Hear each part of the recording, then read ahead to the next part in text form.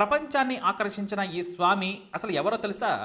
స్వామి శివానంద బెంగాల్లో పుట్టారు. అతని తల్లిదండ్రులు ఇల్లిల్లు తిరుగుతూ అడుక్కునేవారు. ఆ ఆహారాన్నే శివానందకు పెట్టేవారు. 4 ఏళ్ల వయసులో తమకు తమ చిన్నారికి ఆకలిగా ఉందని స్వామి ఓంకారన్ గోస్వామిని చేతులెత్తి అడిగారు శివానంద తల్లి. వారి ఇల్లు కూడా ఆశ్రమం పక్కనే ఉంటుంది. చిన్నారి కళలకు చూసిన ఓంకారన్ స్వామి దగ్గరకు తీసుకొని, ఇతని ఆయుష్ రేఖ నా దృష్టిని దాటి వెళ్ళింది, మంచి మనిషి అవుతాడు, నాకు ఇవ్వండని కోరారాయన. ఆ వెంటనే స్వామి దగ్గర ఉంటావా అంటే సరేనన్నాడు ఆ చిన్నారి. అతని పేరును తీసేసి స్వామి శివానంద అని ఆ శివుడిని తలుస్తూ నుదుటిపై విభూతి పెట్టి ఆశీర్వదించాడు స్వామి ఓంకారన్.